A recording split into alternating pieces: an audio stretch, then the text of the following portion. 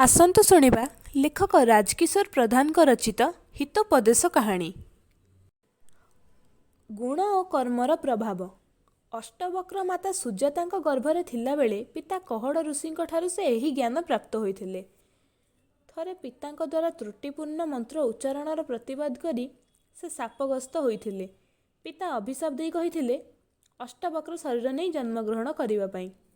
ପୁତ୍ର ଜନ୍ମର ପ୍ରାରମ୍ଭରେ ଏକ ଅଘଟଣ ଘଟିଥିଲା। କହଡ଼ ଋଷିଙ୍କୁ ମିଥିଳା ରାଜାଙ୍କ ଦରବାରରେ ବନ୍ଦୀ ନାମକ ଜଣେ ବିଦ୍ୱାନ ଶାସ୍ତ୍ରଜ୍ଞାନ ପ୍ରତିଯୋଗିତାରେ ପରାସ୍ତ କଲେ। ସର୍ତ୍ତ ଅନୁଯାୟୀ ଋଷିଙ୍କୁ ନଦୀରେ ବୁଡ଼ାଇ ଦିଆଗଲା।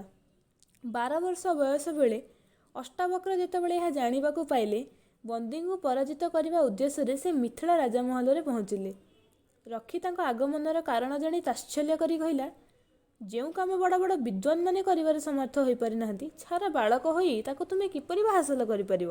ଯାଅ, ବାହାରେ ଖେଳକୁଦ କର। ଅଷ୍ଟବକ୍ରଙ୍କୁ ଏହିପରି ନାନା ଥଟ୍ଟା ପରିହାସ କଲା ପ୍ରହରୀ। ଶେଷରେ ତାଙ୍କର ଏକାନ୍ତ ଅନୁରୋଧ ରଖି ରାଜା ଜନକଙ୍କ ନିକଟକୁ ନେଇଗଲେ। ଜନକ ମଧ୍ୟ ଛୋଟ ପିଲାଟାଏ ଭାବି ସେହିଭଳି ଅବଜ୍ଞା କଲେ। ଏଥିରେ ମର୍ମାହତ ହୋଇ ବାଳକ ଅଷ୍ଟବକ୍ର କହିଲେ, ରାଜନ୍, ବନ୍ଦୀ ଏ ପର୍ଯ୍ୟନ୍ତ ଅପରାଜିତ ଏଇଥିପାଇଁ ଯେ ତାଙ୍କୁ ସାମ୍ନା କରିବା ପାଇଁ ମୋ ଭଳି ଜଣେ ବିଦ୍ୱାନ ସେଠାରେ ନଥିଲେ।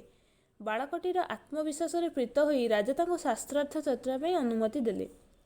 ଅନୁମତି ପାଇବା ପରେ ପିତୃ ଅପମାନର ପ୍ରତିଶୋଧ ପୂରଣ ହେବାକୁ ଯାଉଛି ଭାବି ଉତ୍ଫୁଲ୍ଲିତ ହେଲେ ପୁତ୍ର।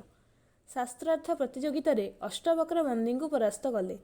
ସର୍ତ୍ତ ଅନୁଯାୟୀ ପରାସ୍ତ ବ୍ୟକ୍ତିଙ୍କୁ ନଦୀରେ ବୁଡ଼ାଇ ଦିଆଯିବ। ବନ୍ଦୀଙ୍କୁ ନଦୀରେ ବୁଡ଼ାଇ ଦେବାକୁ ନେବା ପୂର୍ବରୁ ସେ ନିଜର ପରିଚୟ ଦେଇ କହିଲେ, ମୁଁ ବରୁଣ ଦେବତାଙ୍କ ପୁତ୍ର। ମୋ ଦ୍ୱାରା ବିଦ୍ୟା ଚର୍ଚ୍ଚାରେ ପରାସ୍ତ ହୋଇ ସମସ୍ତ ବିଦ୍ୱାନ ବରୁଣ ଦେବଙ୍କ ଦ୍ୱାରା ହେଉଥିବା ଯଜ୍ଞରେ ଭାଗ ନେଇଛନ୍ତି।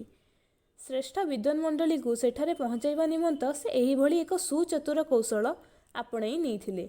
ଶୀଘ୍ର ସେମାନେ ପୃଥିବୀ ପୃଷ୍ଠକୁ ଫେରି ଆସିବେ ଏବଂ ତାହା ହିଁ ହୋଇଥିଲା। ଏହି କାରଣରୁ କୁହାଯାଇଥାଏ ଯେ ପ୍ରତିଭା ଓ ଯୋଗ୍ୟତାର ବୟସ ସହିତ ସମ୍ପର୍କ ନଥାଏ, ଅନୁଭବ ଓ ଜ୍ଞାନ ସହ ଥାଏ।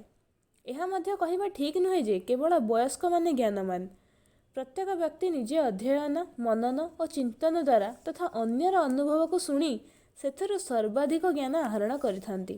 ଜ୍ଞାନ ହିଁ ଶ୍ରେଷ୍ଠ ସମ୍ପଦ। ଯେଉଁ ଲୋକ ଜ୍ଞାନ ହେଉ ଅଥବା ଯଶ, ପରାକ୍ରମ ଦ୍ୱାରା ପ୍ରସିଦ୍ଧ ହୋଇ କ୍ଷଣମାତ୍ର ଜୀବିତ ରହିଥାନ୍ତି, ବିଦ୍ୱାନ ଲୋକେ ତାଙ୍କୁ ମୃତ୍ୟୁଞ୍ଜୟୀ ବୋଲି କହିଥାନ୍ତି।